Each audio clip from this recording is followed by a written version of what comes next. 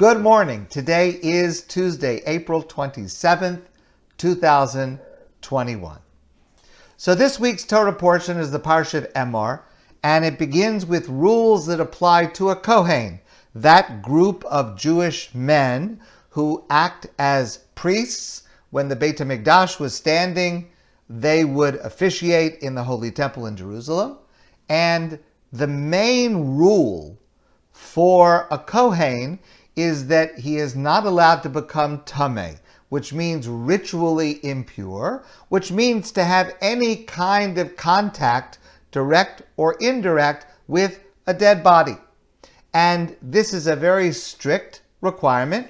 The Torah says, the very beginning of the Parsha, Vayomer Hashem el Moshe, God says to Moshe, Emor al Kohanim, tell the Kohanim, Bnei Aharon, the descendants of Aaron, the first Kohen, V'amarta alehem, and say to them, L'nefesh lo yitame ba'amav, do not allow yourselves to become tameh, ritually impure, by coming into contact with a dead body. So that is a rule that applies even today, even though there is no Beit HaMikdash, there's no Holy Temple, but the status of a Kohen still applies, and it has all kinds of practical applications for a Kohen who observes these rules. For example, a Kohen is not allowed to attend a funeral. A Kohen is not allowed to attend an unveiling or visit a cemetery. A Kohen is not allowed to attend medical school, which requires dissecting a cadaver.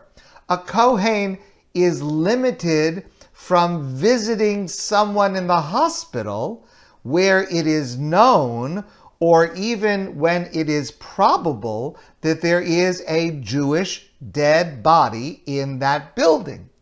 So the details are very, very complicated, but this is a requirement, and it is practiced even today, and there is an exception. Second verse of our Parsha has an exception. The Torah says, Ki im l'she'ero hakarov elav, except for, God forbid, the passing of an immediate family relative. Le'imo, ula'aviv, v'livno, ula'bito, ula'achiv, for immediate family relatives. God forbid, if a parent or a child, God forbid, or a spouse, God forbid, or a sibling passes away, then they are allowed to attend the funeral, but not in any other circumstances. Not in any other circumstances, except for one. There's one more exception. Let's go back to the first verse. Emor al Kohanim, tell the Kohanim, L'nefesh lo yitame ba'amav, which literally means a Kohen is not allowed to come into contact with a dead body from among the people. What does that mean, from among the people? Says Rashi, it excludes Meis Mitzvah. Meis Mitzvah means attending to a person who has passed away when it is a mitzvah. Now, this is a very, very specific category, and the category goes like this. What happens if a person is, walking along the street, out in the woods or the wilderness or the highway, and God forbid, they come upon a person who has passed away, and there is no one to attend to this corpse, to this body. It's unattended. It's just the person passed away and they're alone. There's no one to do anything to arrange for the burial. So under that limited circumstance, that's a meis mitzvah. That is an exception. A Kohen is allowed to set aside the regular rules of being a Kohen and to attend to the burial of this nebuch, this person that passed away, and there is no other human being around to help. Now, this exception seems quite strange because, yes, of course, If you are around and God forbid there's a dead body and you are the only one to take care of it, it's a tremendous mitzvah to show honor and to care for a body when there's no one else to do it. Yes, without question. But there are lots of other positive purposes. There are lots of other important mitzvahs. I'll give you an example. Let's say, for example, a Kohen wants to fulfill the mitzvah of hearing the shofar on Rosh Hashanah.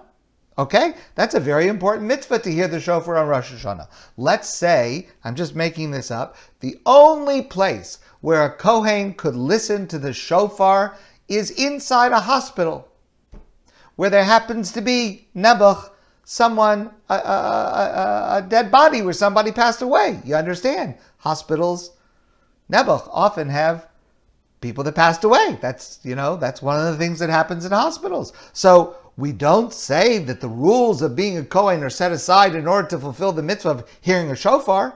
Or, let's take another mitzvah, the mitzvah of chesed, of kindness to another person.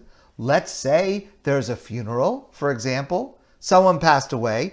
You're not the only person who is going to take care of it. There are other people, but let's say it would be an act of kindness to attend this funeral. Or let's say it's a very great person that passed away. It would be a big mitzvah to attend the funeral of such a great leader or a scholar or a role model. But we don't say that the rules of being a Kohen are set aside for such a mitzvah. And after all, this act of Meis Mitzvah is in the category of chesed. It is a particular kind of an act of kindness. Yes, it's very great, it's very important, but why is it unique? Why is it different from any other act of kindness or any other positive reason that raises it to the level of an immediate family member, God forbid, where the rules of Kohen are set aside? So let me share with you this answer. Meis Mitzvah is a very unique type of act of kindness because, by definition, it is called Chesed Shel Emes, which means a genuine act of kindness because there's no recognition and there's no thanks. Remember, the scenario is there's nobody else around. The person that's passed away is not going to say thank you. And no one else sees, no one else knows about it. It is the purest act with no compensation, no recognition, no expression of gratitude. And what the Torah is telling us is that the benefit of this type of act of kindness is so valuable. It is transformative, and it rises to the same level as honor to parents or an immediate family member, because there is a completely different feeling for this category of a good deed, of a mitzvah, because it makes you into a different kind of person. Emily Dickinson wrote, "Reverse cannot befall that fine prosperity whose sources are interior." To do an act of kindness, tzedakah, charity, honoring someone, those are very important mitzvos. They make you into a different kind of a person. Yes, that is true. But a person who receives gratification and satisfaction from simply knowing that I did the right thing without any external response, when no one else knows about it, that changes a person into a different kind of person. Because if you don't have that, if you rely for recognition, for gratification, for feeling good about having done a good thing, if you rely on an external source, if you rely on receiving a compliment or being honored or being thanked, If you need that kind of feedback, very often you will be disappointed. Either you won't get it, or if you do get it, you won't be satisfied with it. It won't be the right words. It won't be enough words. It won't be the right audience. It won't be the right setting. Very often, it won't be enough. And if that's what you depend on for your sense of self, very often you're going to go through life with disappointment. So attending to a mace mitzvah where no one else knows, where no external response will come, it's not just a bigger act of kindness. It is a different act of kindness because it is a transformative chesed that calls for an exception to the general rule of the prohibition for a Kohen to participate and come into contact with a dead body. Now, if you are not a Kohen, which is most of us, this rule does not apply to you. Even if you are a Kohen, the circumstances of mace mitzvah are very rare today. We have hospitals, we have 911, we have emergency responders, we have funeral homes, we have cemetery staff. I mean, how could it possibly happen today that a person would come upon a dead body and there's literally no other human being available to be able to help take care of that? But the concept applies to every single one of us. To develop the attitude where we don't look for appreciation or recognition from others, but rather from our own sense of having done the right thing, and to then take particular pride that no one else even knows about it. It's a concept that can change your life